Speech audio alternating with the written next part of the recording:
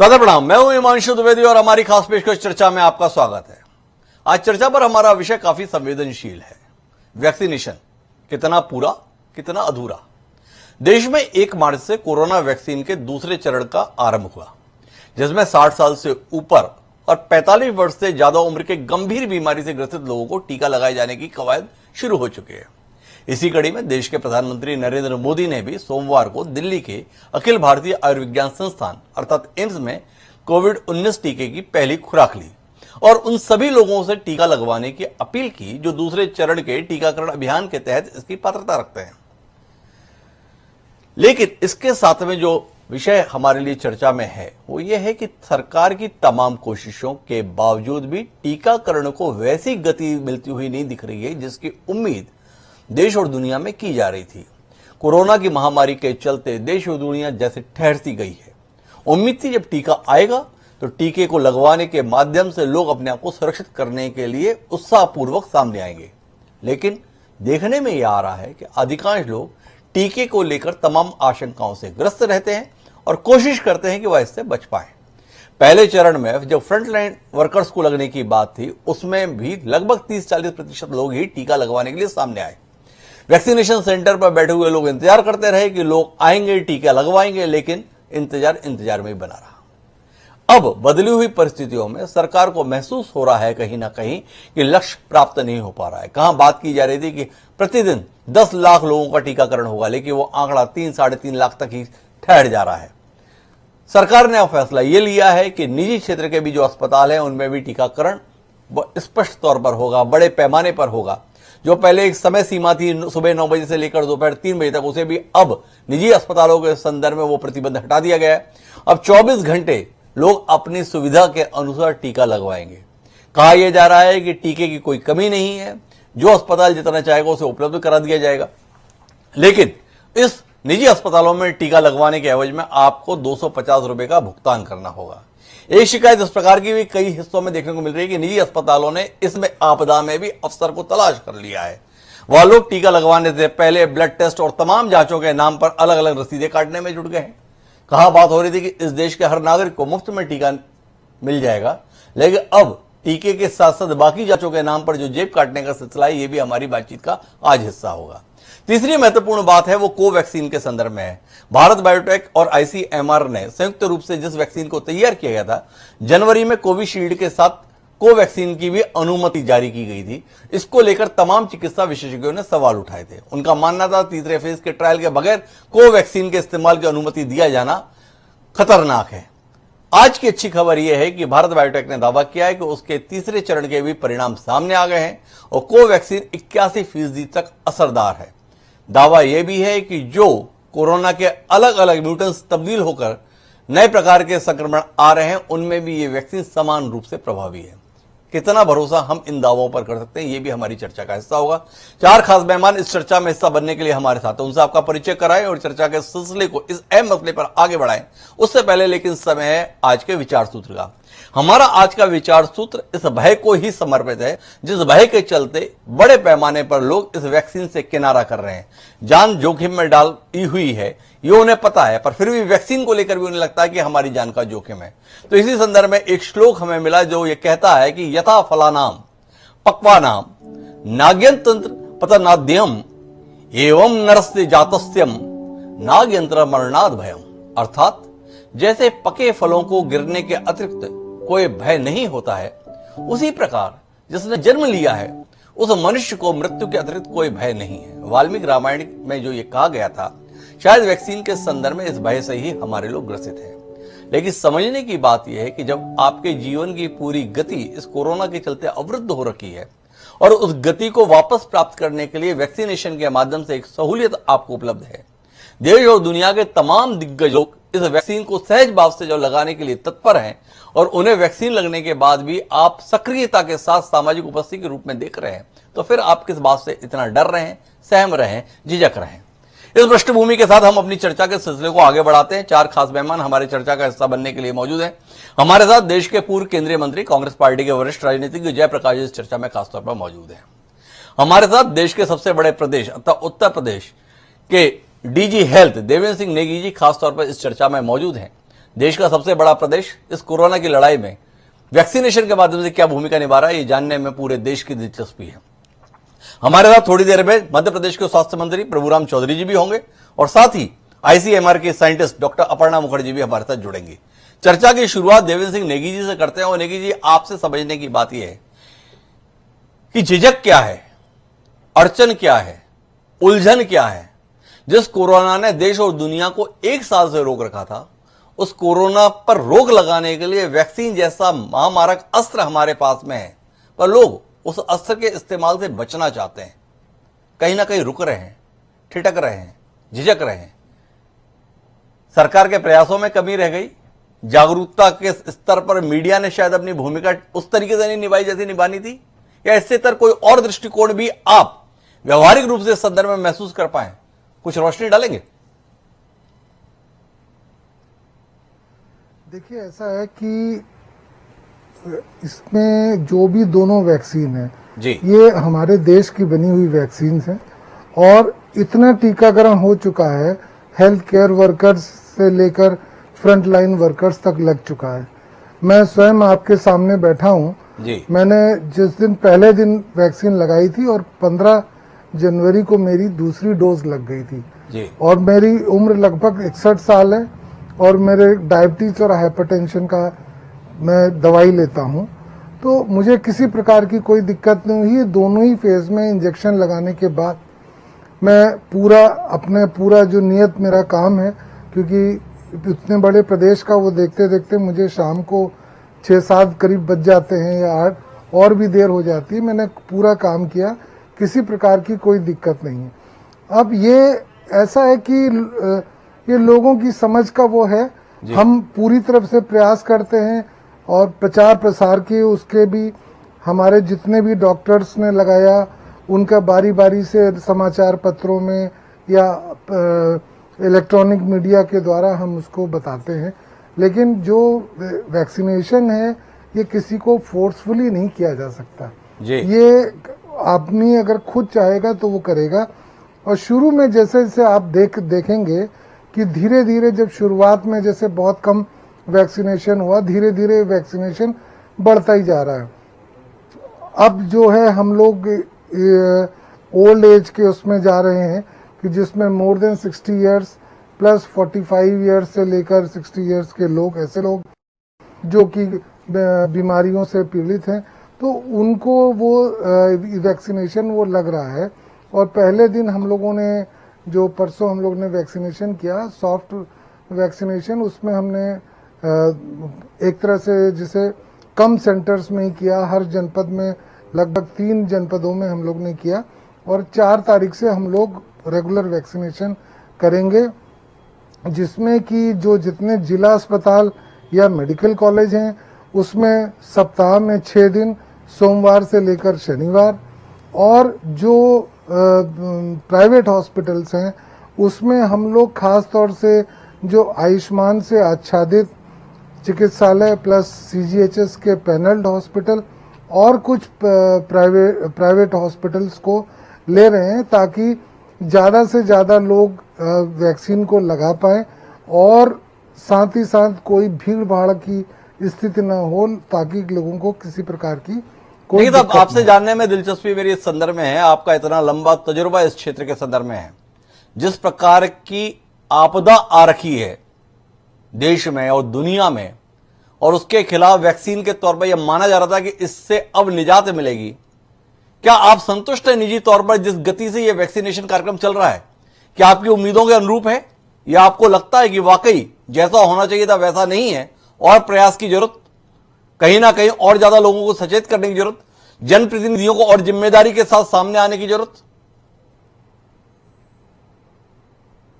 देखिए, अब इससे ज़्यादा क्या हो सकता है कि माननीय प्रधानमंत्री जी ने वैक्सीन लगाई और वैक्सीन लगाने के बाद में जिस वैक्सीन के ऊपर लोग डाउट कर रहे थे कि कोवैक्सीन, उन्होंने कोवैक्सीन ही लगाई ताकि लोगों के अंदर ये भ्रांति दूर हो जाए कि वैक्सीन ठीक नहीं है। तो इस प्रकार से वो हो रहा है। प्लस हम लोग, जैसा मैंने बताया कि डेली जो लोग भी वैक्सीन लगाते हैं, जो लोगों को आकर्षित कर सकते हैं या जिनकी से हो सकती है, वो लोग जो है वो न्यूज़पेपर के माध्यम से या प्रिंट मीडिया के माध्यम से या इलेक्ट्रॉनिक मीडिया के माध्यम से लोगों को संदेश देते हैं कि वैक्सीन एकदम सेफ है, आप वैक्सीन लगाइए, और वैक्सीन लगाने से जो एंटीबॉडी जो डेवलप होंगी वो आपको इन्फेक्शन से लड़ने की में सहायता करेंगी। तो इस प्रकार से वो कर रहे हैं। तो नेगी साहब का कहना है कि जब देश के प्रधानमंत्री ने वैक्सीन लगा ली, इससे ज्यादा और क्या किया जा सकता है। लेकिन मेरे साथ में अपर्णा जी जुड़ चुकी हैं, उनके पास मैं बाद में जाऊंगा। पहले जयप्रकाश जी के पास जाना चाहता हूं। जयप्रकाश जी, इस गंभीर मसले के संदर्भ में विपक्ष की गंभीरता सवालों के घेरे में है। विपक्ष के तमाम नेताओं ने इस वैक्सीन को लेकर जितने सवाल उठाए, कहीं ना कहीं एक हल्के में महसूस किया जाता है कि इसने इस कार्यक्रम को प्रभावित किया है। महसूस करते हैं आप? अभी भी देखने में आया, देश के प्रधानमंत्री ने वैक्सीन लगा ली, केंद्र के तमाम मंत्री वैक्सीन लगाने के लिए सामने आ रहे हैं, पर इस देश का सबसे पुराना राजनीतिक दल, जिसको भारतीय राष्ट्रीय कांग्रेस के तौर पर हम लोग जानते हैं, उनके नेताओं की ऐसी सक्रियता, इस कार्यक्रम को सफल बनाने में कोई जिम्मेदार भूमिका देख पाने से देश वंचित है। अभी भी कोई संदेह, कोई संशय, कोई शंका आप लोगों के जहन में, जिसके कारण से आपको लगता है कि हमें इस कार्यक्रम से दूर रहना चाहिए, या ये कार्यक्रम जनहित में, देश हित में नहीं है? देखिए डॉक्टर हिमांशु जी, जिस तरीके से वैक्सीन आई जी, और वैक्सीन का केंद्र की सरकार ने राजनीतिकरण करने का प्रयास किया जी, कि भाई हमने दुनिया में सबसे पहले हमने वैक्सीन बनाई जी, तो उसका लाभ लेने, इसके ऊपर राजनीति नहीं होनी चाहिए जी। शुरू में भारतीय जनता पार्टी की एनडीए गवर्नमेंट लोगों ने, और इनके जो जिस तरीके से पैनलिस्ट आते हैं उन्होंने, कांग्रेस पार्टी ने कभी भी हमेशा, हमारे नेताजी राहुल जी ने ये कहा कि हमने अपने वैज्ञानिकों पे, साइंटिस्टों पे गर्व है जी। और वैसे भी फार्मास्यूटिकल का तो सिस्टम इंडिया में पूरी दुनिया में सबसे मजबूत और बढ़िया है जी। लेकिन ये तो एनडीए गवर्नमेंट के नेता बताएं, दिल्ली के नेता बताएं कि क्या कारण है। जिस तरीके से डीजी साहब कह रहे थे कि भाई नेता लगवाएं, इसको एडवर्टाइजमेंट करें। मैं एक प्रश्न पूछना चाहता हूं डीजी साहब से जी। क्या ऐसा कारण क्यों है कि लोगों में इस वैक्सीन के प्रति अविश्वास नहीं है जी, इस सरकार के प्रति अविश्वास है? क्योंकि सरकार ने जिस तरीके का भ्रम पैदा किया, बल्कि गर्व होना चाहिए था हमने अपने वैज्ञानिकों पर, भ्रम होना चाहिए था हमारे उन साइंटिस्टों पर, उन कंपनियों पर जी, जिन्होंने ये वैक्सीन बनाई। लेकिन इस वैक्सीन का श्रेय उन वैज्ञानिक साइंटिस्टों को और उन कंपनियों को देने की बजाय भारत सरकार ने अपने ऊपर लेने का प्रयास किया, जिसकी वजह से लोगों में अविश्वास आया जी। क्योंकि सरकार का अविश्वास इसलिए, इन्होंने कहा था 15-15 लाख रुपए खाते में जमा कराएंगे, वो नहीं किए। उन्होंने 2 लाख प्रति वर्ष नौकरी देने की बात कही थी, करोड़ों बच्चों को रोजगार देने की बात कही थी, वो नहीं दिए। और जिस तरीके से इस सरकार का रवैया, इस देश का, मैं आपसे एक बात कहना चाहूंगा, इसी उसमें पहले आपको याद होगा 1 महीने पहले जी, आपने कहा था कि जयप्रकाश जी, पेट्रोलियम पदार्थों के दाम आसमान को छू चुके हैं, विपक्ष क्या कर रहा है? मैंने कहा था कि जनता में इसके खिलाफ आक्रोश है, और वो आक्रोश आपके सामने आया। आज दिल्ली में 5 कारपोरेशन के कारपोरेटर के नतीजे आए, भारतीय जनता पार्टी को 0 सीट मिली। तो इसलिए भारतीय जनता पार्टी में विश्वास है, कांग्रेस पार्टी का या हमारे साइंटिस्टों में, हमारी वैक्सीन में किसी प्रकार का कोई विश्वास नहीं है। जयप्रकाश जी, आपने इसे राजनीतिक तौर पर दृष्टिकोण से देखने की कोशिश की। आपने दिल्ली के चुनाव, नगर निगम के संदर्भ में 5 सीटों के परिणाम से इस नजरिए को व्यक्त करने की कोशिश की। गुजरात का नजरिया शायद आपके ध्यान में नहीं रहा, जहां 90% सीटें बीजेपी के हिस्से में चली गई। लेकिन हमारा विषय चुनाव नहीं है, वैक्सीन के संदर्भ में है। आप जिम्मेदार राजनेता हैं, आपसे जानना चाहूंगा कि क्या इस वैक्सीन कार्यक्रम को सफल बनाने के संदर्भ में एक उदाहरण आप बता सकते हैं जो इस देश के सबसे पुराने राजनीतिक दल ने इस कार्यक्रम को सफल बनाने के संदर्भ में किया हो? देश इतने बड़े संक्रमण के दौर से गुजर रहा है, केवल इस बात की शिकायत कि वैक्सीन जो आई उसका श्रेय लेने की ये सरकार कोशिश कर रही है, इसलिए आपने चाहा कि ये कार्यक्रम सफल ना हो। क्या आपके राजनेता सम्माननीय सोनिया गांधी वैक्सीन लगाने के लिए सामने आई? क्या आपके जो तमाम बड़े बड़े राजनेता हैं, जो तमाम मसलों पर तुरंत सामने आते हैं प्रतिक्रिया देने के लिए, वैक्सीनेशन शुरू हो चुका, क्या वैक्सीन लगवाने के लिए सामने आए? सवाल है आपसे। लगवाएंगे, जब आवश्यकता पड़ेगी तभी तो लगवाएंगे द्विवेदी जी। आप देखिए कि सोनिया जी अगर वैक्सीन लगवाने आगे नहीं आई, जब डॉक्टर उनको, क्योंकि एस्थमेटिक है, उनके डॉक्टर हैं, वो उनको जब राय देंगे जरूर लगवाएंगी, और दूसरे कांग्रेस पार्टी के नेता लगवाएंगे। लेकिन ये मैंडेटरी तो नहीं है ना कि आज ही कांग्रेस पार्टी के लोग लगवाएं या कल लगवाएं। ये तो सरकार ने आम आदमी के मन में विश्वास पैदा करना चाहिए था, क्योंकि जिस तरीके से कोवैक्सीन का प्रचार इन्होंने किया, मोदी जी वहां पर गए, इसी तरीके से कोशील्ड का प्रचार किया, कभी कह दिया कोशील्ड को आईसीएमआर ने इजाजत नहीं दी, और कोवैक्सीन की थर्ड आज इजाजत दी है आईसीएमआर ने कि भाई रिजल्ट अच्छे आए। तो सरकार ने ही इस तरह का भ्रम पैदा कर दिया। इस सारी अव्यवस्था के लिए कोई और दोषी नहीं है, सरकार ने भ्रम पैदा कर दिया, ये जयप्रकाश जी का कहना है। हालांकि उनका जवाब हमें संतुष्टि देने लायक नहीं लगता है, जिसमें वो कहें जरूरत होगी तब लगवाएंगे। महामारी का दौर चल रहा है, आप सुरक्षित रहें, इसके लिए वैक्सीन कार्यक्रम चलाया जा रहा है। और अगर जिम्मेदार राजनेता ही ये कहें कि जब जरूरत होगी तब लगवाएंगे, तो फिर आम आदमी क्यों जाएगा उसके संदर्भ में? लेकिन मेरे साथ में डॉक्टर अपर्णा मुखर्जी हैं, आईसीएमआर के साथ जुड़ी हुई हैं। अपर्णा जी, तीसरे फेज के रिजल्ट घोषित किए हैं भारत बायोटेक ने, जो आपकी मदद के साथ वैक्सीन तैयार हुई थी। थोड़ा साझा करेंगे क्या वो उसके डाटाज हैं? और कोवैक्सीन को लेकर एक संशय का वातावरण बड़े स्तर पर बना हुआ था। छत्तीसगढ़ के स्वास्थ्य मंत्री टी.एस. सिंहदेव ने इस बात पर बड़ी ही स्पष्ट आपत्ति की थी कि तीसरे फेज के पहले ये क्यों लगाई जा रही है। साथ में उन्होंने ये भी कहा था जैसे ही थर्ड फेज के रिजल्ट आ जाएंगे मैं खुद भी कोवैक्सीन ही लगवाऊंगा।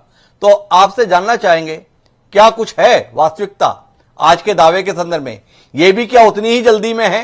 सब तरह से सवाल आ रहे थे तो इसलिए डाटा रिलीज कर दिया जाए, या वाकई सब कुछ ठीक ठाक होकर परिणाम सामने आया है?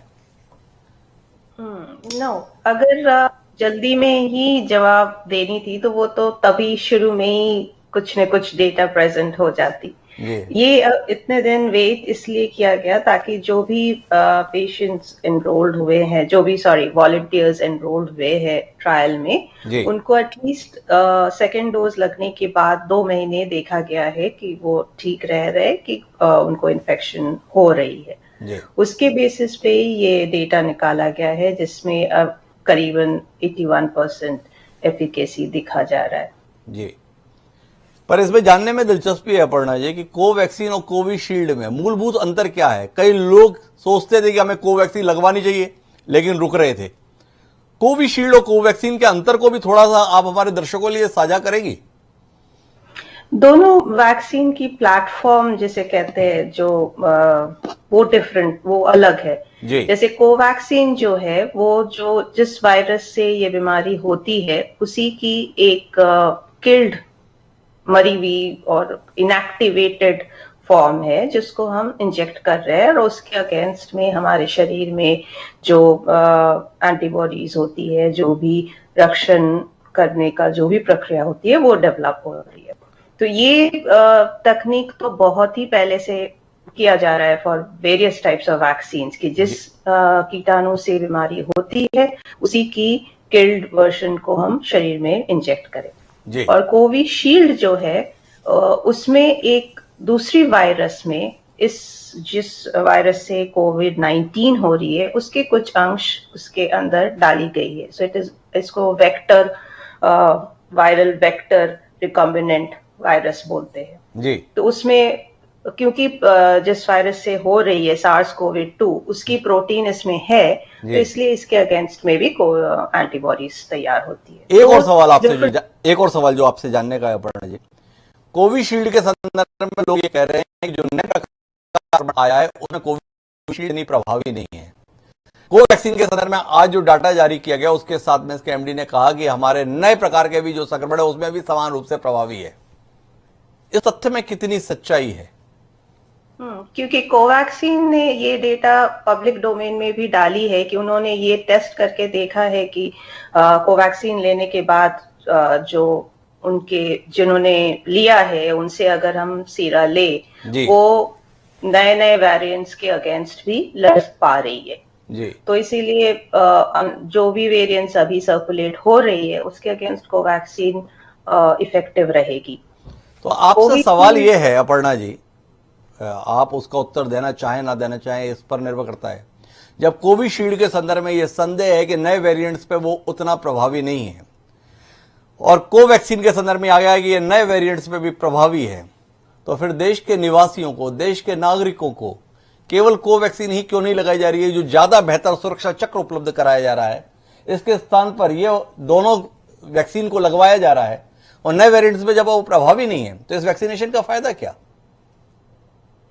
नए वेरिएंट्स में प्रभावी नहीं है ये बोलना भी अभी मुश्किल है, क्योंकि अभी उनके कोविशील्ड जो वैक्सीन है, जो ऑक्सफोर्ड यूनिवर्सिटी की वैक्सीन है, उसकी भी कुछ स्टडीज आ रही है जो हैमस्टर में, मतलब छोटे एनिमल्स में किए जा रहे हैं, जिसमें देखा जा रहा है कुछ वेरिएंट्स पे ये काम कर रही है। सो ऐसे हम पूरे दावा से नहीं कह सकते कि कोविशील्ड बिल्कुल ही नहीं काम करेगी अलग वेरिएंट्स पे। पूरे दावे से नहीं कहते काम नहीं करेगी, पर पूरे दावे से तो अपर्णा जी आप नहीं कह रही हैं कार्यक्रम में कि कोविशील्ड काम करेगी, जैसा आप कोवैक्सीन के संदर्भ में कह पा रही हैं।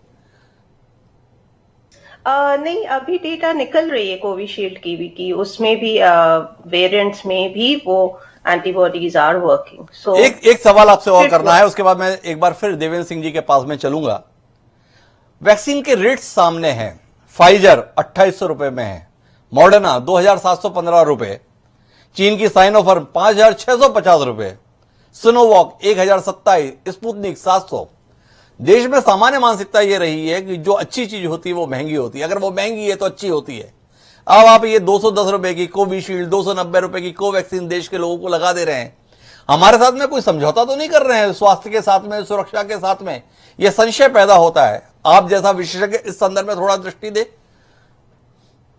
नहीं, ये तो आई मीन प्राइसेस कम रखी गई है ताकि मासेस को ज्यादा वैक्सीनेशन जल्दी किया जा सके जी। सो कंपनीज ने भी हेल्प किया है और गवर्नमेंट ने भी ये कैपिंग रखी है ताकि ऐसा ना हो कि प्राइस के वजह से कुछ पर्सन्स छूट जाए। लेकिन इसके लिए, इससे वैक्सीन की एफिकेसी, सेफ्टी, क्वालिटी, इस पे कोई फर्क नहीं पड़ना चाहिए। इस पे कोई फर्क नहीं पड़ेगा। इस पे कोई फर्क नहीं पड़ेगा, ऐसा डॉक्टर अपर्णा जी का कहना है। देश की जाने माने संस्थान ICMR के प्रवक्ता के तौर पर हमारे साथ में बैठी हुई है। उनका कहना है कि आप अपनी वैक्सीन को लेकर कोई संदेह ना करें। हमारे साथ मध्य प्रदेश के स्वास्थ्य मंत्री प्रभुराम चौधरी जी भी जुड़ गए हैं, उनके पास हम चलेंगे। लेकिन उससे पहले देवेंद्र सिंह जी से एक सवाल में ये करने के संदर्भ में इच्छुक हूं कि देवेंद्र सिंह साहब, लक्ष्य के मुकाबले कहां खड़े हैं आप? इसको थोड़ा साझा करेंगे। जो आपने तय किया था हम प्रतिदिन इतने लोगों को लगाएंगे, और दरअसल कितने पहुंच पा रहे हैं, पहला सवाल ये। और दूसरा ये कि यकायक निजी चिकित्सालयों के संदर्भ में आप इतना उदार हो गए हैं, जो चाहे निजी चिकित्सालय जाए 250 रुपए कर लगवा ले। इसके पीछे क्या सोच है, क्या दृष्टि है? एक समय तो हमें बताया कि देश वैक्सीनेशन में दुनिया में नंबर 1 है, हम जितने चाहे उतने को दे सकते हैं। अचानक हाफ गए बीच में ही, क्यों?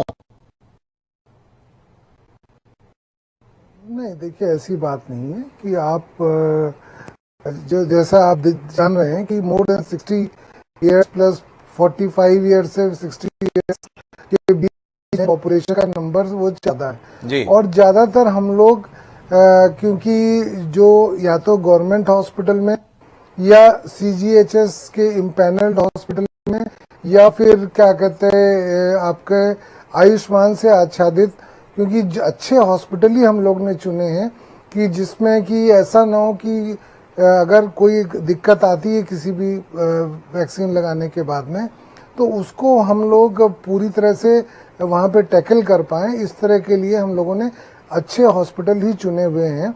और दूसरी बात यह कि ज़्यादातर लोगों को हम ये नहीं कह रहे हैं कि कोई ऐसा डिवीज़न नहीं है कि वो लोग प्राइवेट में जाएं।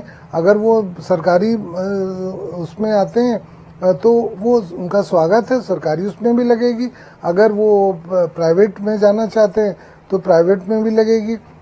उसमें जो है हम लोगों ने ये किया कि 150 रुपए का वो उनका वैक्सीन का उनको पेमेंट करना होगा और 100 रुपए वो लोग एक्स्ट्रा जो उनके लगाने के और जो उनके सिरिंज वगैरह जो भी खर्चा आता है उसके लिए हम लोगों ने निर्धारित किया है। और ये बोला गया है कि 250 से ज़्यादा किसी भी हालत में उससे ज़्यादा न लिया जाए और इसकी निगरानी के लिए जो भी आयुष्मान से रिलेटेड जो लोग हैं जी, उनको जो है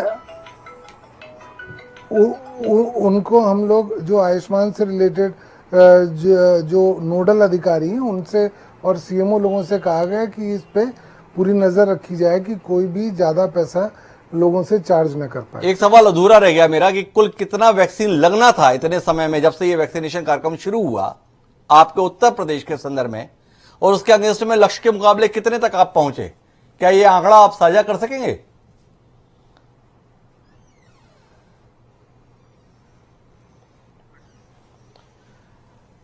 हमारा संपर्क करेंगे, लेकिन प्रभुराम चौधरी जी हमारे साथ जुड़ गए हैं, जो मध्य प्रदेश के स्वास्थ्य मंत्री हैं, स्वयं चिकित्सक भी हैं, कोरोना के पूर्व मरीज भी हैं, उस संक्रमण की तकलीफ से वो खुद भी गुजर चुके हैं। प्रभुराम जी, जानने में दिलचस्पी है कि कोरोना वैक्सीन की वर्तमान गति आपको कितना संतोष दे रही है? जो आप दावा कर रहे थे, जो आप बता रहे थे कि इतना वैक्सीनेशन हर रोज होगा, उसके मुकाबले 30, 40, 50% पे खड़े हैं। किस उम्मीद के साथ देख रहे हैं आने वाले समय को? नहीं, ऐसी बात नहीं है जी। जो वैक्सीनेशन का हम लोगों का लक्ष्य था जी, जो हमारे हेल्थ केयर वर्कर और फ्रंट लाइन वर्कर का जी, उसमें हम लोगों ने 85% लक्ष्य को पूरा किया है और 6,51,000 लोगों को हम लोगों ने प्रथम डोज लगाया था, जो कि 85% है, और देश में हम लोग नंबर 2 पर रहे हैं, मध्य प्रदेश जी। उसके बाद जो हमारे second dose health care worker के लिए हम लोगों ने 1,94,921 लोगों को हम लोग लगा चुके हैं जी। और जो सेकेंड चरण हमारा शुरू हुआ है जी, जो प्रायोरिटी एज ग्रुप का, जिसमें एबव 60 ईयर और जो कोमॉर्बिडिटी वाले हैं 45 to 59 ईयर वाले जी, उनका भी 1 मार्च से जो प्रारंभ हम लोगों ने किया है, उसमें हमारे मध्य प्रदेश में लगभग 71,62,000 लोग अप्रोक्सीमेटली आते हैं जी। और 1 मार्च से शुरुआत की है। 1 मार्च को मैंने स्वयं ने भी भोपाल के जेपी अस्पताल में मैंने भी वैक्सीन लगवाई जी, और सीनियर लोग वैक्सीन लगा रहे हैं। आज 5 बजे तक का अगर मैं आपको आंकड़ा बताऊं जी, तो जो हमारे प्रायोरिटी ग्रुप के 45 to 59 एज ग्रुप और कोमोर्बिडिटी वाले हैं, वो 3,696 लोगों को अप टू 5 PM टुडे लग चुका है, और जो एबव 60 ईयर वाले लोग हैं, नागरिक हैं, उन्होंने 38,270 लोगों ने वैक्सीन लगवा चुके हैं। मेरा प्रभुराम जी, ये जानने में दिलचस्पी है आपसे, देश के प्रधानमंत्री जी ने वैक्सीन लगवाई, देश के रक्षा मंत्री ने भी वैक्सीन लगवा ली, देश के उपराष्ट्रपति ने भी वैक्सीन लगवा ली, लेकिन मध्य प्रदेश के मुख्यमंत्री और मध्य प्रदेश के नेता प्रतिपक्ष दोनों की वैक्सीन लगी हुई तस्वीरें दिखाने के लिए हम अभी तक तरस रहे हैं। राजी नहीं कर पाए आप बतौर स्वास्थ्य मंत्री, प्रदेश के मुख्यमंत्री और प्रदेश के नेता प्रतिपक्ष को जनता के बीच में भरोसा पैदा करने के संदर्भ में, इस अभियान में शामिल होने के संदर्भ में, या कोई और योजना के तहत रोका हुआ है इन लोगों को? एज ए स्वास्थ्य मंत्री मैंने जब 1 मार्च से जो हमारा वैक्सीनेशन शुरू हुआ जी, मैं उस प्रायोरिटी ग्रुप में आता था और मैंने सर्वप्रथम वैक्सीन मैंने स्वयं ने लगाई, और हमारे प्रदेश के मुख्यमंत्री माननीय शिवराज सिंह जी भी जल्दी वैक्सीन लगवाएंगे। हो सकता है कल वो आ लें या आगे आने वाले दिन में वो शीघ्र लगवाएंगे। और हमारे देश के सभी वरिष्ठ नेताओं ने, हमारे आज नगरीय प्रशासन मंत्री भूपेंद्र सिंह जी ने भी आज लगवाई, और देश के महामहिम राष्ट्रपति महोदय, देश के हमारे माननीय प्रधानमंत्री जी, हमारे देश के स्वास्थ्य मंत्री, माननीय हमारे रक्षा मंत्री, सभी लोगों ने वैक्सीन प्रभुराम जी, मैं अपने सवाल को फिर दोहराता हूं। मुख्यमंत्री के संदर्भ में आपने कहा कि जल्द ही लगवाएंगे, हो सकता है कल ही लगवा लें, पर क्या प्रभुराम चौधरी जी अब प्रतिपक्ष के नेताओं को इस देश के माननीय नेता के तौर पर नहीं मानते? मेरा सवाल था कमलनाथ जी के संदर्भ में, प्रदेश के पूर्व मुख्यमंत्री हैं, उनसे आपका कोई संवाद हुआ हो, कोई बातचीत हुई हो? सम्मान्य दिग्विजय सिंह जी भी हैं, वो भी प्रदेश के पूर्व मुख्यमंत्री हैं, 74 साल के हो चुके हैं, अभी 3 दिन पहले 28 फरवरी को कहीं दिखे नहीं वैक्सीन लगवाते हुए। भाजपा की वैक्सीन से डर रहे हैं जैसे पहले के संदर्भ में बयान थे, या भाजपा उनको वैक्सीन देने से डर रही है? एनडीए सरकार लगता है कांग्रेस के नेताओं को कोई सुरक्षा की जरूरत नहीं है। क्या कारण है कि खास तौर पे कांग्रेस के नेता इस वैक्सीन कार्यक्रम के अंतर्गत कहीं दिखाई नहीं दे रहे? 1 मार्च को जब मैंने वैक्सीन लगवाई, उस दिन विधानसभा भी थी, मैं विधानसभा में गया। हमारे संसदीय कार्य मंत्री माननीय नरोत्तम मिश्रा जी ने विधानसभा के अंदर हाउस में, जहां पक्ष और विपक्ष दोनों ही हमारे सम्मानीय सदस्य वहां उपस्थित थे, उन्होंने सूचना दी कि हमारे स्वास्थ्य मंत्री जी ने लगवा ली और जो भी इस प्रायोरिटी ग्रुप में आते हैं एबव 60 ईयर के और जो कोमॉर्बिडिटी है 45 to 59 वाले, वो लोग वैक्सीन लगवा सकते हैं।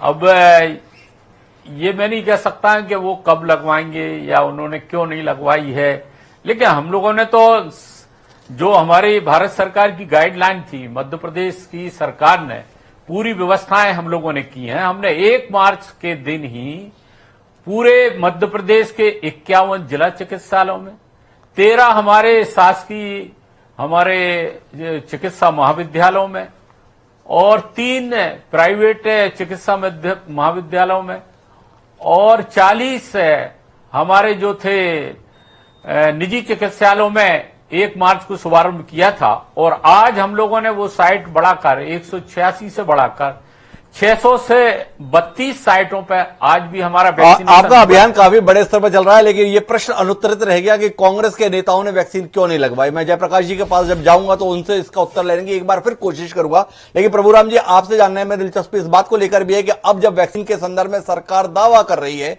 कि वैक्सीन की उपलब्धता की कोई कमी नहीं है, निजी अस्पतालों में अगर वैक्सीन लगाना है उसका पैसा लेना भी सरकारों ने शुरू कर दिया है, तो आप ये 60 साल वाली और 45 से 60 वाली इसके संदर्भ में क्यों सीमित रखना चाहते हैं? जब पैसे से ही वैक्सीन लगनी है तो आम नागरिक को यह सहूलियत देने की सुविधा कब मिलेगी कि जिसका मन है, चाहे जिस आयु वर्ग का है, वो जाए और वैक्सीन लगवा ले। मल्लिकार्जुन खड़गे राज्यसभा में विपक्ष के नेता हैं, उन्होंने कहा मैं 70 साल का हूं, मैं वैक्सीन लगा के क्या करूंगा? युवाओं को लगना चाहिए, देश को उनकी जरूरत है, उन्हें सुरक्षित करना पहले जरूरी है। क्या कहेंगे प्रभुराम चौधरी जी? देखिए, ऐसा है कि मध्य प्रदेश के सभी जितने भी शासकीय हमारे हेल्थ इंस्टीट्यूट हैं, मैंने अभी आपको पूर्व में बताया कि डिस्ट्रिक्ट हॉस्पिटल हो या हमारे जो चिकित्सा महाविद्यालय हो, सब जगह फ्री ऑफ कास्ट वैक्सीन लग रही है। और अब हम इसको आगे हमारे जो सीएससी तक, सामुदायिक स्वास्थ्य केंद्र, प्राथमिक स्वास्थ्य केंद्र, सब सेंटर लेवल तक हम लोग फ्री ऑफ कास्ट वैक्सीन लगा रहे हैं। कुछ हमारे जो निजी चिकित्सालय हैं वहां जरूर चार्ज 250 रुपए जो लिया जा रहा है, उसमें 100 रुपए सर्विस चार्ज है और 150 रुपए जो वैक्सीन के हैं। आदमी के ऊपर निर्भर करता है, उसे फ्री ऑफ कास्ट लगाना है तो शासकीय चिकित्सालय में जाए। किसी को कोई अगर जल्दी है या कहीं प्राइवेट में लगवाना चाहता है तो दोनों ऑप्शन हमारे आम नागरिकों वो तो हम समझ गए बात को। मेरा सवाल ये है आपसे, फिर से मैं अपने सवाल को दोहराता हूं, इस देश के नागरिकों को यह सहूलियत कब तक मिलने की उम्मीद कर सकते हैं कि जिसकी इच्छा हो वो अपनी सुविधा से जाके वैक्सीन लगवा सके, उम्र का बंधन ना रहे? देश के नेता प्रतिपक्ष राज्यसभा मल्लिकार्जुन खड़गे ने यह अपेक्षा जाहिर की है कि 70 साल के आदमी को वैक्सीन लगने से पहले इस देश के युवाओं को सुरक्षित किया जाए। क्या सोचते हैं प्रभुराम चौधरी जी इसके संदर्भ में? इस बयान में उन्हें सियासत दिखाई देती है या युवाओं के प्रति संवेदनशीलता दिखाई देती है और लगता है इसमें विचार होना चाहिए?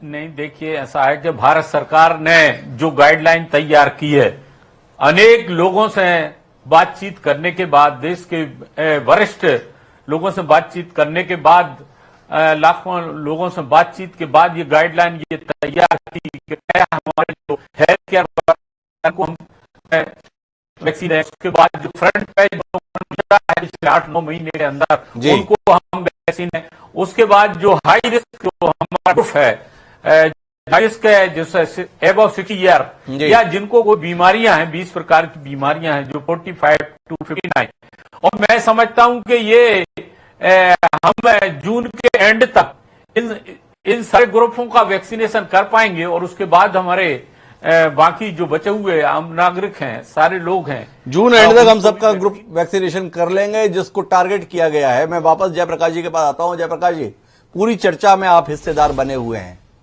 पूरा देश समझना चाह रहा है कि कांग्रेस को परहेज किस बात से है, सामने आ नहीं रहे।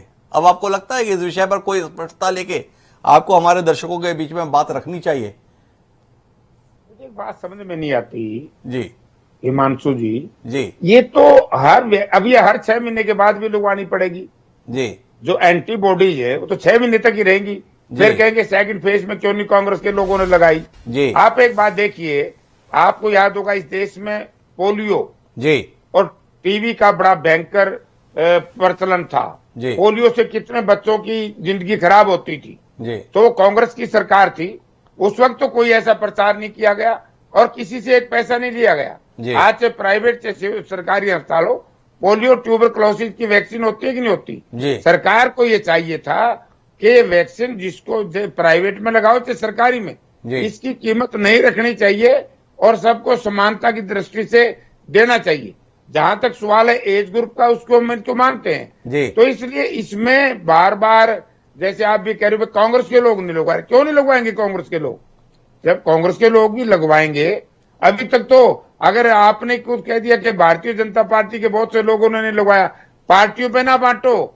स्वास्थ्य मंत्री जी, आप अपनी विश्वसनीयता, सरकार की विश्वसनीयता, जैसे पोलियो ट्यूबरक्लोसिस कांग्रेस के राज में आए थे और वो सब लोगों ने लगवाए थे, उस वक्त विश्वसनीय था लोगों का कि भाई वैक्सीन और सरकार की नीति और नियत में कोई फर्क नहीं है। ऐसे ही आपने स्टार्ट में जो ये सिस्टम शुरू कर दिया कि भाई कोवैक्सीन आ गई, फिर कोवैक्सीन के बारे में ये कहा गया, आईसीएमआर ने मना कर दिया, लोगों का विश्वास टूट गया।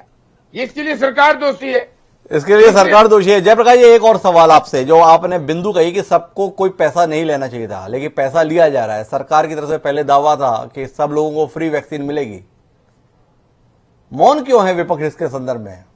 सरकार के ने घोषणा कर दी, निजी चिकित्सालय में जाके लगवाइए, 250 रुपए दीजिए, रसीद कटवाइए और लगवा लीजिए। क्या कहेंगे इसके संदर्भ में? वादा खिलाफी है, ज्यादती है जनता के साथ, और ये सरकार हमेशा ही ऐसे ही लोगों को बरगलाने और बहकाने का काम करती है।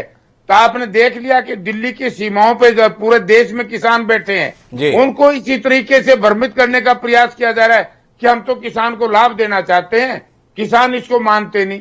तो यही वैक्सीन के अंदर इन्होंने किया हुआ है। हर मामले में राजनीति अड़ानी चाहिए। प्रभु राम चौधरी जी, आप अपने शीर्ष नेताओं को ये कहो कि हेल्थ का जो मामला है, शिक्षा का जो मामला है, किसानों के बिलों को लेकर के जो मामला है, तो इन पे राजनीति मत करो, ये प्रायोरिटी होनी चाहिए।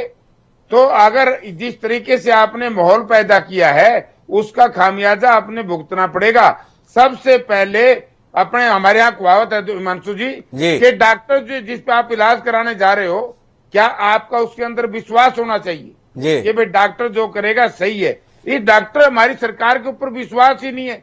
खुद सरकार ने, आईसीएमआर ने इस बार बार कोवैक्सीन को लेकर के, फिर कोशील्ड वैक्सीन को लेकर के, अब एक फाइजर आ गया, एक रसिया से आ गई, अब ये नई चर्चाएं चल रही हैं कि भाई वो आएंगी, वो एक फाइजर एक ही लगानी पड़ेगी पूरी 1 साल में, ये 6 महीने में। अभी सरकार ये क्लैरिफाई नहीं कर पा रही कि भाई इन वैक्सीनों में क्या अंतर है। आप इंतजार मत कीजिए, हमारी वैक्सीन उतनी ही बढ़िया है, जबकि पूरी दुनिया में 70% वैक्सीन जो है भारतवर्ष से ही तो तैयार होकर जा रही है, जहां भी जा रही है, यही तो बनेगी। विश्वास पैदा नहीं कर पा रही सरकार, ये कहना है। लेकिन मैं देवेंद्र सिंह नेगी जी, थोड़े तकनीकी विषय पर आपके साथ बात करना चाहूंगा। आपने निजी क्षेत्र को अनुमति दे दी, निजी अस्पतालों को इस वैक्सीनेशन कार्यक्रम में शामिल किया है। जो सरकार की शर्तें हैं, 45 साल से लेकर 59 वर्ष तक की आयु के केवल उन्हीं लोगों को वैक्सीन लगेगी जो गंभीर प्रकार की बीमारियों से ग्रसित हैं। इसे सुनिश्चित कैसे करेंगे आप? अगर कोई 25 साल का बच्चा चाहे पैसे लेकर जाए और वहां वैक्सीन नहीं लगवा लेगा, इसे सुनिश्चित करने के लिए सरकार ने क्या व्यवस्था बनाई है? मेडिकल काउंसिल ऑफ इंडिया के द्वारा जो रजिस्टर्ड हमारे प्रैक्टिस जो डॉक्टर हैं, वो जो सर्टिफिकेट बनाकर देंगे, उसके आधार पर कोमॉर्बिडिटी वाले जो हमारे लोग हैं जो 45 टू 59 ईयर के, उनको वैक्सीन लगाई जाएगी। देवेंद्र सिंह जी, अब आप तो सार्वजनिक क्षेत्र से जुड़े हुए हैं, चिकित्सा जगत का बहुत लंबा तजुर्बा लगते हैं। मेरी ये टिप्पणी आपको अन्यथा नहीं लगेगी। लोग हफ्ते भर सैर सपाटा करके आते हैं और अपने अस्पताल में डॉक्टर का मेडिकल सर्टिफिकेट सबमिट कर देते हैं छुट्टियां लेने के लिए। आम है। बच्चे बंक मारते हैं शादी के संदर्भ में और बीमारी का सर्टिफिकेट रजिस्टर्ड मेडिकल प्रैक्टिशनर का बनाया हुआ सबमिट करते हैं। यह कोई अस्वाभाविक बात मैं आपसे नहीं कह रहा हूं। ऐसे में ये जो 45 से 59 साल के संदर्भ में जो शर्त है गंभीर बीमारियों के संदर्भ में, आपको लगता है व्यवहारिक है इस देश के तंत्र के अंतर्गत, इस सिस्टम के अंतर्गत, या एक आई वॉश है कि हमने स्तर पर कह दिया है, अब लोग इसका मिसयूज कर ले तो हम क्या कर सकते हैं? कोमॉर्बिडिटी जिन लोगों को है, कई लोगों की तो ऑलरेडी उनके इलाज पहले से चल रहे हैं और हमें अपने डॉक्टर्स पे विश्वास होना चाहिए। और हमारे उन्हीं डॉक्टरों ने जिसकी दम पे हम लोगों ने लाखों पेशेंटों को जो हमारे हॉस्पिटलाइज हुए या कोरोना संक्रमण से ग्रसित हुए उनको इलाज करके और उनको स्वस्थ करके उनको घर भेजा है। इसलिए हमारे डॉक्टर्स के ऊपर हमें विश्वास होना चाहिए। वो निश्चित रूप से सही लोगों को बनाएंगे और अगर कोई इस प्रकार की कहीं किसी प्रकार की कोई शिकायत आएगी तो उस पर भी हम लोग कार्रवाई करेंगे। देवेंद्र सिंह साहब, मैं आपके पास में आ रहा हूं और आपसे जानना चाहता हूं इन दावों में कितना दम है कि वाकई उन लोगों को टारगेट होगा, या अब समय आ गया आपको लगता है जिस प्रकार से वैक्सीन की सहूलियत उपलब्ध है कि आप इसे उम्र के बंधन के स्थान पर छोड़ देना चाहिए और जो चाहे उसे अब वैक्सीन लगवाने के लिए उपलब्ध करा देना चाहिए? क्या कहेंगे आप देवेंद्र सिंह साहब? देखिए, एक पूरे प्लान के तहत ये प्रक्रिया चल रही है जी। क्योंकि अगर आप देखें तो सबसे ज्यादा जो कोविड के पेशेंट से एक्सपोजर में थे या रहते हैं अभी, वो हेल्थ केयर वर्कर थे जी। क्योंकि आपने देखा कि कोविड के दौरान कि भले ही आदमी के रिश्तेदार साथ छोड़ दें, लेकिन डॉक्टर या हेल्थ केयर वर्कर उनका साथ नहीं छोड़ते थे और उनके पास जाना, उनकी सारी चीजें में ट्रीटमेंट पे पूरा मदद करते थे। तो इस प्रकार से ये कहना कि इस तरह से, और दूसरी बात ये कि अगर हम तो पहले हेल्थ केयर वर्कर्स के लिए किया गया, दूसरा कि जैसे फ्रंट लाइन वर्कर, जैसे हमारे पुलिस वाले थे कि जब आपका लॉकडाउन हुआ उस समय, या जब कोई पॉजिटिव हुआ तो पॉजिटिव होने के जो कंटेनमेंट जोन बनाए गए, या और सारी चीज़ों में हमारे नगर पालिका के लोग, सफाई कर्मचारी, जो लोग ने अपने जीवन की परवाह न करके और साथ में कुछ लोगों ने उनके जीवन की आहुति भी दे दी इस यज्ञ में, तो उसमें उनको जो है प्रायोरिटी के हिसाब से देखा गया।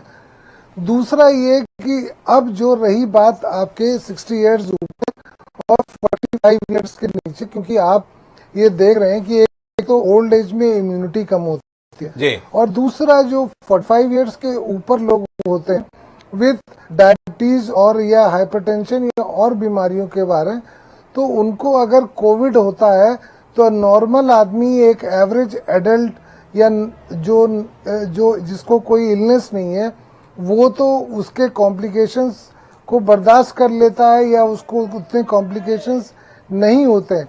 लेकिन जो कोमॉर्बिड कंडीशंस वाले होते हैं या ओल्ड एज वाले होते हैं, तो उनको, तो हम लोग जब यंग लोगों में, आप लोगों ने देखा पूरे कोविड के दौरान जी कि बहुत सारे लोग इन्फेक्टेड भी रहे लेकिन एसिम्प्टोमेटिक रहे जी। तो जो प्रायोरिटी ग्रुप अब इन दो ग्रुप के बाद हेल्थ केयर वर्कर और फ्रंट लाइन वर्कर के बाद है, वो that is a old age group, और दूसरा 45 years old with morbidity condition जी। और रही बात, जैसे आप ये कह रहे थे कि उसमें 45 इयर्स के ऊपर, जैसे आज की तारीख में अगर आप देखें तो काफी लोगों में आप देखेंगे कि 45 इयर्स के ऊपर डायबिटीज या हाइपरटेंशन की, जो कि हमारी लाइफस्टाइल ऐसी है, या और कोई बीमारियां होती हैं, तो उनका इलाज चलता है, तो उनके पास डेफिनेटली कोई ट्रीटमेंट अगर वहीं अगर हाइपरटेंशन का पेशेंट हूँ तो मुझे पता है कि मुझे कौन कौन सी दवा है, तो डॉक्टर मुझे प्रिस्क्राइब करता है, I have got the prescription, तो वो प्रिस्क्रिप्शन को हम अपलोड करेंगे तभी उसको वैक्सीन लग पाएगा। ये सिर्फ दिखाना। और दूसरा, जो गवर्नमेंट से रिकॉग्नाइज्ड ये आइडेंटिटी जैसे Aadhaar card, voter ID card, PAN card, ये सारे जो कि गवर्नमेंट के ही वो हैं, उन्हीं चीज़ों को माना जा रहा है। ये नहीं कि आप कोई अपने ऑफिस का या अपने और कहीं स्कूल्स का जो टीचर हैं वो अपना आई कार्ड लगा दें तो उनका जो है वो हो जाएगा। तो इस तरीके से किया जा रहा है, ये देवेंद्र सिंह नेगी जी का कहना है। लेकिन मैं एक बार फिर प्रभुराम जी के पास चलता हूं, फिर अपर्णा जी के पास जाऊंगा। प्रभुराम जी, आपसे जानने में दिलचस्पी है मेरी फिर से, ये जो आपने निजी चिकित्सालयों को सहूलियत दी है जनता के लिए वैक्सीन के कार्यक्रम में शामिल करने की, इस वैक्सीन की ब्लैक मार्केटिंग नहीं होगी, कैसे सुनिश्चित कर रहे हैं? हमने देखा जब कोरोना का समय आया किस तरीके की लूट खसोट निजी अस्पतालों में हुई, आप उससे अनभिज्ञ नहीं है।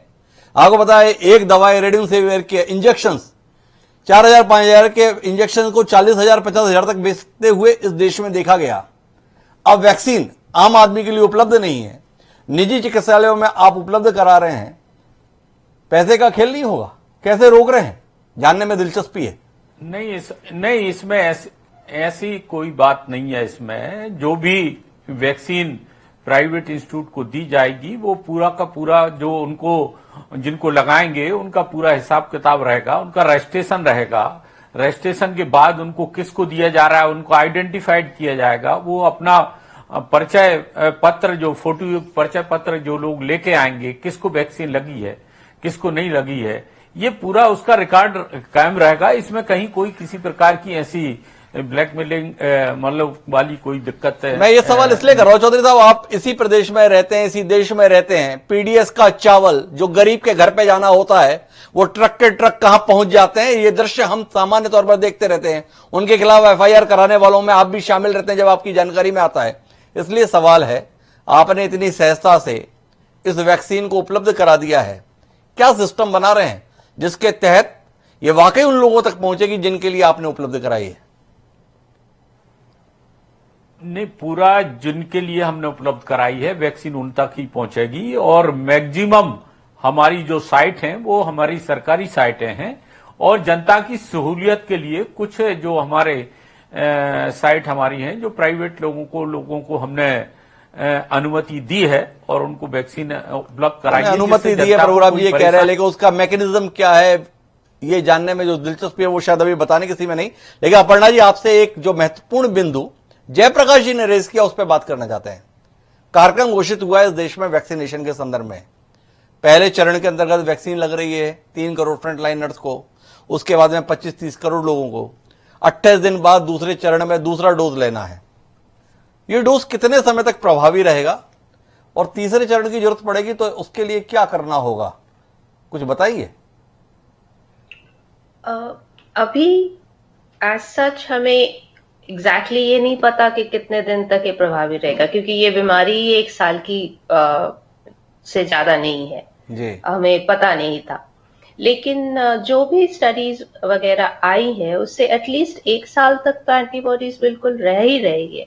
सो ऐसा अभी मानने को वी डोंट नीड टू, ऐसा डरने की कोई बात नहीं है कि हमें और लगाते जाना पड़ेगा एक के बाद एक बूस्टर्स।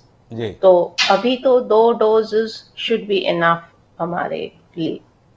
एक और सवाल यह है कि अभी बात यह भी हो रही है कि अब तो सिंगल डोज वाली वैक्सीन आ गई है, तो 2 डोज पे जाने की जरूरत क्या है? एक भारत बायोटेक ने आज बोला है कि हम अगले हफ्ते से जो है नाक के माध्यम से वैक्सीन का काम भी शुरू कर रहे हैं। इसके संदर्भ में थोड़ी जानकारी साझा करेंगे? हम लोग लगवाएं नहीं लगवाएं, अभी इंतजार कर लें, नाक से जब मिलने वाली है तो सुई चुभवाने की शरीर में जरूरत क्या है? सुई चुभवाने में ऐसे कोई दिक्कत नहीं है, क्योंकि ये बहुत ही बारीक सुई से लगाई जाती है तो इसमें दर्द ज्यादा होता नहीं है। और नाक से लगाने वाली जो वैक्सीन है उसकी तो अभी बिल्कुल ही पहले चरण की टेस्ट्स हो रहे हैं, तो उसको मार्केट में आने में एक्चुअली आपको लगवाने में काफी टाइम लगेगा। उतने दिन वेट करने की कोई मतलब नहीं रहती है अगर आपके पास वैक्सीन अभी उपलब्ध है। और 1 डोज की जहां तक बात है, ये जो फाइजर मॉडर्ना इनकी जो वैक्सीन्स है, इनकी वैक्सीन जैसे मैं कह रही थी कि प्लेटफॉर्म अलग है, ये mRNA वैक्सीन्स है, तो इसलिए इनको स्टोर करने के लिए और ट्रांसपोर्ट करने के लिए हमें टेम्परेचर जो चाहिए वो बहुत कम चाहिए। तो दैट इज अ प्रॉब्लम। अगर वो टेम्परेचर ठीक से मेंटेन नहीं हो पाएगा तो फिर ये वैक्सीन फिर इफेक्टिव ही नहीं रहेगा। तो ये सवाल तो अभी भी उठता है, जिस तरीके से सरकार ने अचानक बड़े स्तर पर प्राइवेट हॉस्पिटल को अनुमति दे दी है वैक्सीनेशन कार्यक्रम के संदर्भ में, क्या ये दो जो दोनों वैक्सीन है, कोविशील्ड और कोवैक्सीन, इनके संदर्भ में तापमान संबंधी कोई सतर्कता की जरूरत नहीं है? इंजेक्शन है, रखे हुए हैं, कोई फर्क नहीं पड़ता है? या ये खतरा पैदा हो गया है कि इनको शायद उतने प्रोटोकॉल के साथ ना रखा जाए निजी क्षेत्र के अस्पतालों के अंदर जो जरूरत है इस वैक्सीन को प्रभावी रहने के लिए? नहीं, प्रोटोकॉल के साथ नहीं, टेम्परेचर इसको भी आपको रखना पड़ेगा, लेकिन ये 2 से 8 डिग्री तक रख सकते हैं, जो नॉर्मल फ्रिज में भी होती है। तो वो ज्यादातर जगह पे उपलब्ध होगी, सभी जगह पे जो वैक्सीन सेंटर्स है वो उपलब्ध होगी।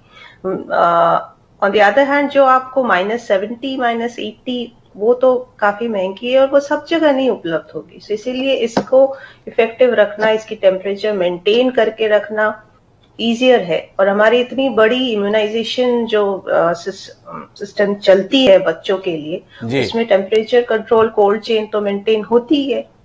तो कोल्ड चेन मेंटेन होती है, इसलिए इसको लेकर कोई खतरा नहीं है। मैं वापस जयप्रकाश जी के पास आता हूं। जयप्रकाश जी, आपसे अब जानने में दिलचस्पी, ये वैक्सीनेशन कार्यक्रम सफल हो, क्या करना चाहिए सरकार को? आपको शिकायत है भाजपा से, आपको शिकायत है एनडीए की सरकार से, आपको शिकायत है वातावरण से, क्या करें ये लोग जिसके चलते जयप्रकाश जी जब अगली बार हमारे कार्यक्रम में आए तो बताएं कि मैंने वैक्सीन लगवा ली है? नाक से वैक्सीन आने का इंतजार करेंगे या सुई से भी काम चला लेंगे? हम तो सुई से चला लेंगे। सबसे पहले तो जिस तरीके से पोलियो ट्यूबरक्लोसिस का आपको याद होगा जी, बड़ा भारी महामारी थी ट्यूबरक्लोसिस जी, उसको भी उस वक्त की जो गवर्नमेंट थी उन्होंने फ्री ऑफ कॉस्ट दिया, आम गरीब आदमी के घर घर तक दिया। एक तो प्राइवेट अस्पतालों में जो इन्होंने 250 रुपए कीमत रखी है, इसमें मैं आपकी बात से बिल्कुल ताल्लुक रखता हूं कि इसमें ब्लैक मार्केटिंग होगी जी, क्योंकि सिविल हॉस्पिटल का आपने देख लिया होगा कोरोना काल के अंदर किस तरीके से लोग सिविल हॉस्पिटल को छोड़ करके भाग रहे थे और प्राइवेट अस्पतालों की तरफ दौड़ रहे थे और कितना महंगा इलाज चल रहा था जी। तो इसी तरीके से एक तो फ्री ऑफ कॉस्ट इलाज नहीं चल रहा था जयप्रकाश जी, केवल बिल बन रहा था, इलाज तो था ही नहीं, ऐसा तमाम डॉक्टर हमें बता रहे थे। यही है क्योंकि बहुत से डॉक्टर अभी ये कह रहे हैं कि जयप्रकाश जी से 6 महीने, जैसे मैडम आईसी मार की है अरुणा जी अर्पणा जी कह रही थी कि ये जो हार्ड इम्यूनिटी है 6 महीने तक ही रहेगी, उसके बाद नहीं रहेगी, फिर लगवानी पड़ेगी। तो सरकार को भी ये चाहिए कि ये फ्री ऑफ कॉस्ट करो और इसका ज्यादा से ज्यादा प्राइवेट हॉस्पिटल हो या सिविल हॉस्पिटल हो और इसकी कंडीशंस बंद करो। आप लोग तो बार बार नेताओं को दिखा रहे हैं, अब प्रधानमंत्री जी ने लगवाई, अच्छी बात है जी, प्रधानमंत्री जी तो एम्स में आके लगवा गए, अगर जयप्रकाश एम्स में कल लगवाना चाहे मुझे नहीं लगेगी जी। पहले ये भी निर्धारित करे सरकार कि भाई एम्स हो, पीजीआई हो, मेडिकल कॉलेज हो, सिविल हॉस्पिटल हो, प्राइमरी हेल्थ सेंटर हो, स्वास्थ्य केंद्र हो, सामुदायिक स्वास्थ्य केंद्र, सब में जब जाएगा जो जाएगा सबका प्रोपर तरीके से अगर ये वैक्सीन लगे तो एक अच्छी बात है। सबको सहजता के साथ लगने की व्यवस्था होनी चाहिए। जयप्रकाश जी को आशंका है वो लगवाना चाहेंगे तो उन्हें इतनी आसानी से नहीं लग पाएगी। देश के पूर्व केंद्रीय मंत्री, कांग्रेस पार्टी की ओर से तमाम बार विधायक और सांसद आशंकित हैं, उन्हें लगेगी कि नहीं लगेगी। विचार की जरूरत है। प्रभुराम जी, थोड़ा अपनी पार्टी के नेताओं को बताइएगा, जयप्रकाश जी चिंतित है, उन्हें लगेगी कि नहीं लगेगी। लेकिन नेगी साहब, एक बार फिर आपकी ओर रुख करता हूं और आपसे जानने में दिलचस्पी इस बात को लेकर है कि इस वैक्सीनेशन कार्यक्रम के माध्यम से आप लोगों को उम्मीद क्या है, क्या हासिल करेंगे हम इस वैक्सीन के माध्यम से? देखिए, मैं शुरुआत से आपसे लेता हूं। जब कोविड स्टार्ट हुआ तो जब कोविड स्टार्ट हुआ और तो हम लोगों के पास क्या ज्ञान था जी, नई बीमारी है जी। डिस्कनेक्ट हो गया जी। देवेंद्र जी, आपकी आवाज सुनाई दे रही है? डिस्कनेक्ट हो गया। देवेंद्र सिंह जी से हमारा संपर्क टूट गया है, लेकिन प्रभुराम जी कुछ कहना चाह रहे हैं जयप्रकाश जी की टिप्पणी पर, उनकी बात सुनते हैं। 4600 जी वैक्सीनेशन साइट पे वैक्सीनेशन करेंगे और इसको हम बिल्कुल उप स्वास्थ्य केंद्र लेवल पर, सामुदायिक स्वास्थ्य केंद्र लेवल पर, प्राथमिक स्वास्थ्य केंद्र लेवल पर ले जाके आम नागरिकों के लिए वैक्सीनेशन उपलब्ध कराएंगे। जो हमारे ग्रुप हैं जिनके लिए ये अलाउ की गई है, कहीं किसी प्रकार की किसी को दिक्कत नहीं होगी।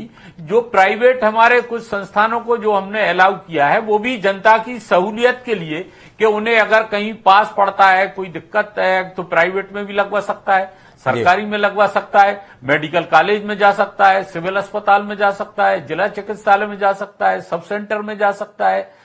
हमारे हर जगहों पर हम लोगों ने पूरी व्यवस्था इसकी पूरी जमा कर रखी है और लोगों ने उसी उत्साह के साथ में आज वैक्सीन लगवा रहे हैं और लोगों को वैक्सीन लगवाने में दिलचस्पी भी है। जो लोग आरोप प्रत्यारोप सिर्फ राजनीतिक आधार पर हैं, देश के लोगों का वैक्सीन में पूरा का पूरा विश्वास है।